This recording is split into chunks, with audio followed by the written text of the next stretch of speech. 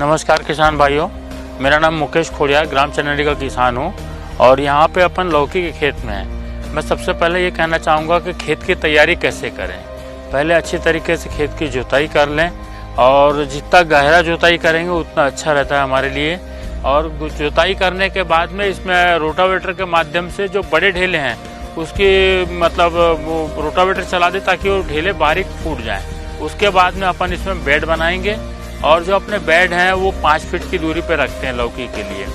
तो उससे क्या होता है कि एक अच्छा ढाल जो है उसमें सब्जी भाजी के लिए हमेशा ढाल का भी जल निकास के लिए ढाल जरूरी रहता है। यदि 150 से 200 फीट हमारी क्यारी की लंबाई है तो 1.25 फीट का ढाल कम से कम रहना चाहिए हमारे खेत के अंदर में। और इस प्रकार से जब हम खेती करने के लिए जब ढाल बना लिए हैं, जल निकास की व्यवस्था अच्छी रख लिए हैं और जब हम इसमें मल्चिंग से खेती करना चाहते हैं तो ड्रिप पाइपलाइन जब हम बिछाते हैं उस टाइम पे हमें ये सावधानी बरतना चाहिए कि ड्रिप पाइपलाइन जो हमारी है वो कहीं चौक तो नहीं है, उसे पहले ही चेक कर लें और उसके बाद ही मल्चिंग बिछाएं। इसमें जब हमारी मल्चिंग बिछ जाती है उसके बाद में हम इसमें क्या लौकी का जो नर्सरी, हम पहले नर्सरी तैयार करते हैं। नर्सरी जैसी हमारी तैयार हो जाती है उसके बाद में हम इस नर्सरी को टीपी करते हैं, ट्रांसप्लांट करते हैं। ट्रांसप्लांट करने के बाद में इसमें चौथे दिन से हम इसमें जो हमारा रासायनिक खाद है वो रासायनिक खाद का उपयोग चौथे दिन से ड्रिप के माध्यम से चालू हो जाता है।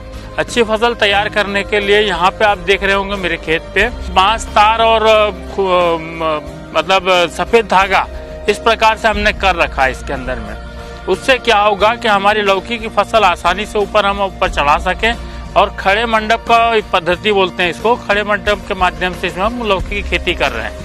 और लौकी खेती के अंदर में ये विशेष दौर में ध्यान रखना पड़ता है कि इसमें जो जब तक नर फल आ रहे हैं तब तक उसकी नार को हम रखें। उसके बाद जैसे ही उसमें मेल फ्लावर आना चालू हो उसके बाद उसकी नार को कट कर दें। उससे क्या होगा कि हमें जो फीमेल फ्लावर है उसकी मात्रा बढ़ जाएगी और खड़े मंडप के अंदर में नार का वजन भी नहीं होगा। इसीलिए हमें विशेष तौर पर लौकी के अंदर में ये विशेष ध्यान रखना पड़ता है। अच्छा लाभ कमाना हमें तो मार्केट को देखते हुए इसमें हम एक लौकी को जब हम कट करते हैं उस टाइम पे हम इसमें मल्च अपना एक झिल्ली आती जो सफेद वाली जो ट्रांसप्लांट रहती है उस झिल्ली को लगा सकते हैं। एक लौकी में दाग नहीं पड़ता, क्योंकि क्या होता है कई बार हम जब लौकी काटते हैं तो उस लौकी पे दाग पड़ जाता है, काला होना चालू हो जाता है लौकी एक दूसरे से रगड़ करके। तो यदि हम उसमें झिल्ली पहना दें तो वो दाग भी नहीं पड़ेगा और उसके बाद में जब मार्केट में हम उसको भेजते हैं तो हमारे को वैल्यू भी उसकी अच्छी मिलती है। साथ साथ में जो हमारे किसान भाई हैं उनको कृषि मेला वगैरह जो लगता है जैसे अभी हमारे रायपुर में हुआ उसे मेले में भी जाना चाहिए, क्योंकि वहाँ काफी किसान आते हैं, अपने अपना राय देते हैं, अपने अपने तरीके से उसको जो उन लोगों ने व्यवस्था करके रखे रहते हैं, नई नई टेक्नोलॉजी ला करके वहाँ पे दिखाते हैं।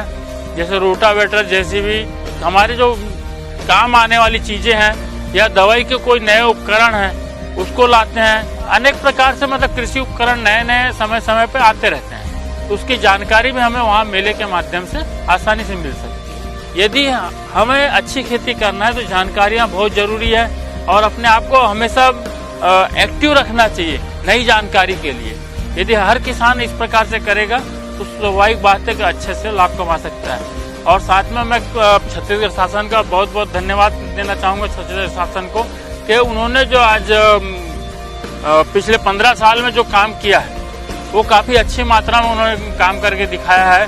साथ में प्रधानमंत्री जी जो हमारे हैं वो इतना अच्छा काम कर रहे हैं हमारे लिए, तो उनका मनोबल बढ़ाने के लिए हमें यदि हम अच्छे से काम करेंगे, हमारा जो खेती का काम है वो उसको और अच्छे से करके दिखाएंगे उनको भी लगेगा कि किसानों को और अच्छी मदद करना चाहिए।